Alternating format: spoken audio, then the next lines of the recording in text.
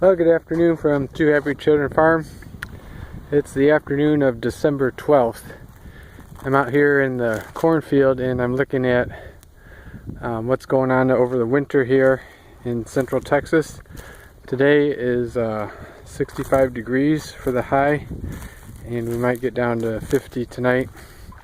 And they got a warm front coming through and then maybe another cold front.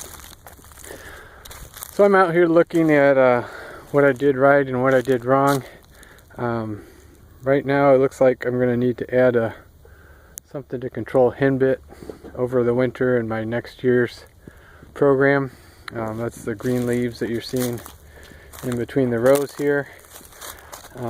We're about 6 weeks away from doing a burn down pass, and luckily we're entering the coldest part of the year, so this henbit's going to grow, but it'll grow slowly for the next 6 to 8 weeks. We'll see how it goes. Also, I'm looking in the field to see how the residue is breaking down. This part of the field was between 180 and 200 bushel on the yield monitor, so this is where I'd expect to have the worst residue to work with. Just taking a look here. We harvest this July 17th, so it's been several months between harvest and where we're at now. After the harvest I did a post-harvest burn down, and then I've added my P&K fertilizer. Along with that I put out 50 pounds of nitrogen to help start break down the residue. And I've also added, I'm starting to add now just sugar to my passes through the field. Maybe get the things moving a little quicker. So I've added a pound of sugar in one of my spray passes, and what I really liked about the sugar, it was a 30-cent per acre investment, and it does the same job as your drift retardant would in your tank, but it's a natural source and it's really cheap, and it's actually going to be doing some good for you. So you might want to look at it. It's not too hard to dissolve, and at a pound per acre and a 12 gallon per acre rate, did a really good job as a drift retardant.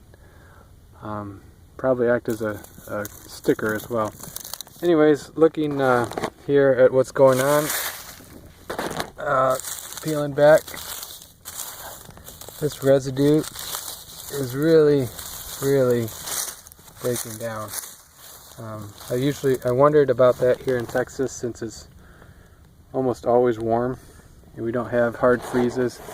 It's not like we just got out of the combine and then it's going to start snowing. So whatever you left the field with is what you're going to get the next spring.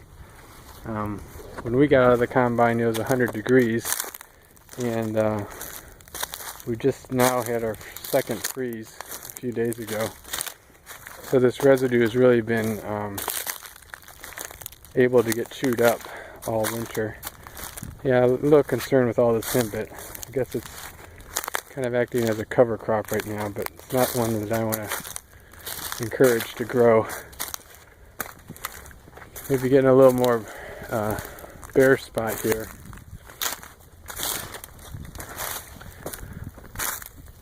So looking here, we almost have bare dirt harvested in July, so I'm not going to have any trouble pushing this row clean with my row cleaners, and we'll just be planting off 15 inches off the previous row. This area is a little more messy, but again, this stuff is really crispy. So with the spike tooth row cleaners and another 2 months or more, that stuff should shatter pretty well when it gets hit with a row cleaner.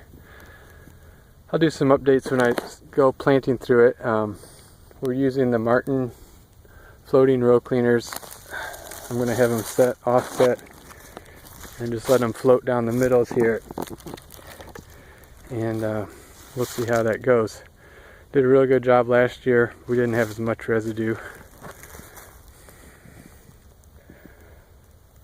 That's an update from Two Happy Children Farm. It's not just for you guys. I'm kind of recording this so I can have a record of what the farm looked like last year. And like I said, I'm going to be investigating how to do overwinter hen bit control. One thing I might do is add a ryegrass cover crop to my flow. Because as you can see, that's dominating out here. I don't think it's doing any damage, and I'm going to be able to burn it down in the spring.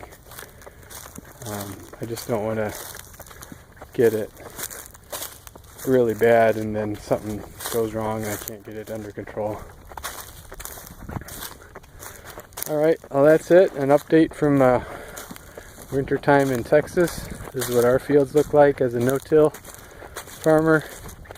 And we'll follow this up until planting and see how the row cleaners do. Thank you.